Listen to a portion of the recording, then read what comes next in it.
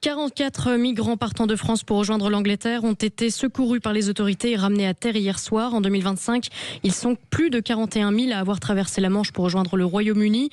Un chiffre en hausse pour la deuxième année consécutive, malgré les mesures du gouvernement britannique pour endiguer ces traversées clandestines. On en parle avec le directeur de l'Observatoire de l'immigration, Nicolas Pouvreau-Monti. Bonjour. Bonjour. Bonjour Nicolas Pouvreau-Monti, merci d'être sur Sud Radio avec nous en studio pour parler de ce phénomène de l'immigration qui passe par la France, mais ils veulent d'abord aller en Angleterre.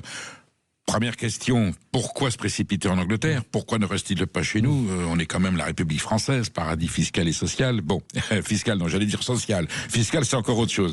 D'abord, en deux mots, présentez-moi ce qu'est l'Observatoire de l'immigration. Quand a-t-il été fondé, par qui et pourquoi? Bien sûr, écoutez, l'Observatoire de l'immigration et de la démographie, c'est un think tank, assez classiquement un laboratoire d'idées, qui a été créé il y a 5 ans maintenant, afin d'apporter une vision rationnelle, dépassionnée, factuelle, réaliste aussi, sur ces sujets migratoires et démographiques, dont le moins qu'on puisse dire est qu'ils sont très présents dans le débat public. Hors clivage politique? Hors clivage politique, de manière absolument impartisane. L'immigration étant aujourd'hui un fait social total qui a des implications pour l'ensemble de notre vie en société. Pour répondre à votre question, l'attractivité migratoire du Royaume-Uni, elle vient de loin, elle ne date pas d'hier. Elle s'est néanmoins beaucoup renforcée depuis 20 ans. 3 raisons principales à ça. D'abord, la très grande facilité à vivre et travailler en clandestin quand on est au Royaume-Uni. Il y a moins de contrôle, j'ai envie de dire encore moins de contrôle qu'en France. Vous voulez dire qu'ils ont une législation plus souple que nous? Notamment parce que la législation du travail, de manière générale, est plus souple. Ça rend aussi plus simple d'embaucher des clandestins et de travailler comme clandestins. Sur quels paramètres? La culture anglo-saxonne, j'allais dire une vision sociale, j'allais dire un peu communautariste, qui fait que on s'inquiète moins de l'étranger qui arrive via le Commonwealth. C'est ça. C'est ça. Alors il y a une dimension très libérale dans l'approche du droit du travail, qui date des années 80 au Royaume-Uni, mais qui n'a jamais été fondamentalement remise en cause.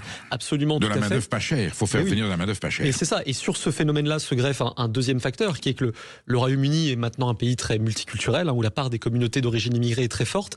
Et beaucoup des gens qu'on retrouve à Calais vont rejoindre de la famille, un cousin, une connaissance, un ami qui est déjà au Royaume-Uni. Et il y a un phénomène de diaspora. L'immigration crée l'immigration. En vérité, c'est vrai en France aussi, mais c'est très marqué au Royaume-Uni.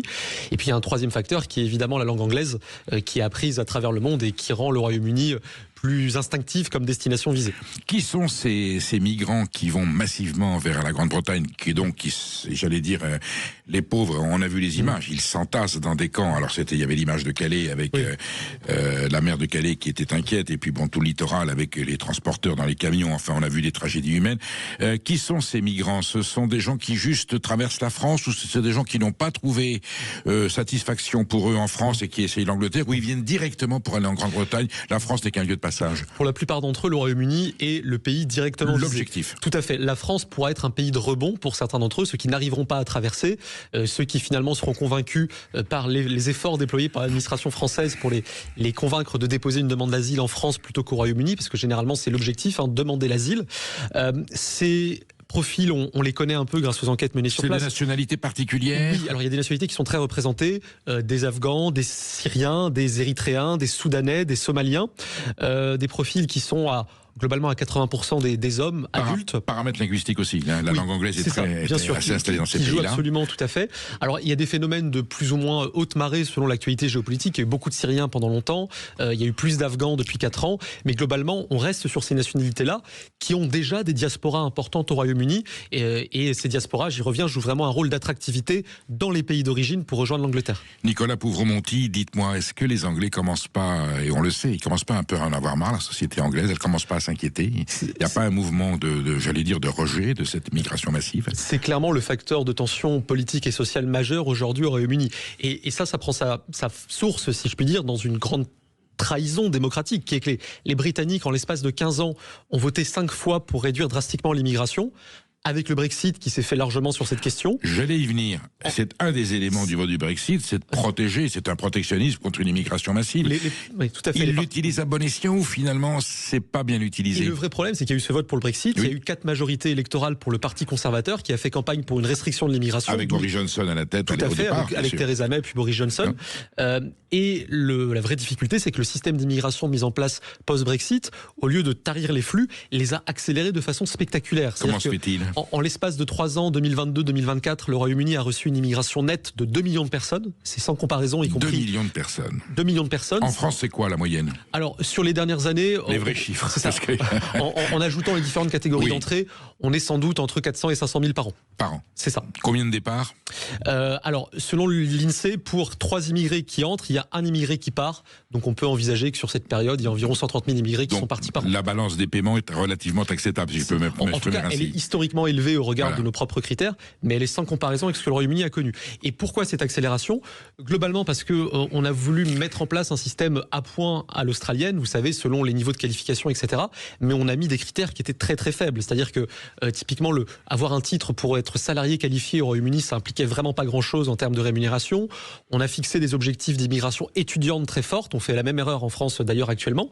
Et donc ça a conduit à un emballement de l'immigration qui a été essentiellement un emballement légal. Est-ce qu'il y a plus de boulot pour autant? Est-ce que l'économie britannique est à ce point plus dynamique que la nôtre, qu'il y ait plus de propositions d'emploi, quitte à ce que ce soit des emplois précaires? Oui, bien sûr. Ce qui est certain, c'est que le taux de chômage au Royaume-Uni est structurellement plus faible que chez nous.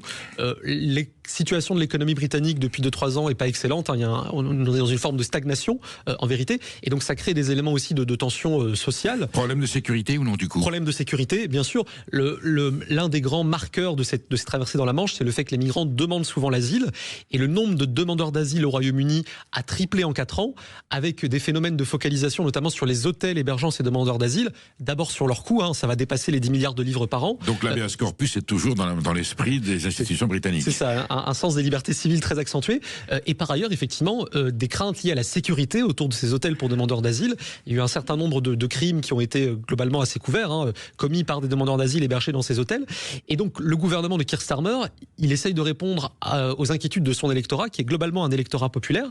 Et il y a un certain nombre de mesures qui ont été annoncées ces derniers mois pour tarir notamment l'attractivité pour l'asile. Les titres de séjour de nos réfugiés, leur durée a été divisée par 2, c'était 5 ans, ce sera 2 ans et demi. Pour que ces réfugiés obtiennent un statut de résident permanent, 5 ans suffisait, ce sera 20 ans. Les allocations vont être supprimées pour certains demandeurs d'asile, ceux qui peuvent travailler et qui ne le font pas. Et la volonté, en vérité, c'est de tarir cette attractivité du Royaume-Uni. Et il y a beaucoup de leçons à en tirer parce qu'il s'agit là d'un gouvernement travailliste, avec un gouvernement ce de centre-gauche. que la ville de Londres a élu un maire qui est plutôt ouvert à la mondialisation, exactement comme New York. Londres a annoncé la couleur de New York, mais que l'opinion britannique n'est pas dans ce sens. Monsieur Farage, le leader de l'opposition, j'allais dire souverainiste, est en train de gagner des points dans les sondages. Bien sûr, et il le fait essentiellement sur ce sujet de l'immigration.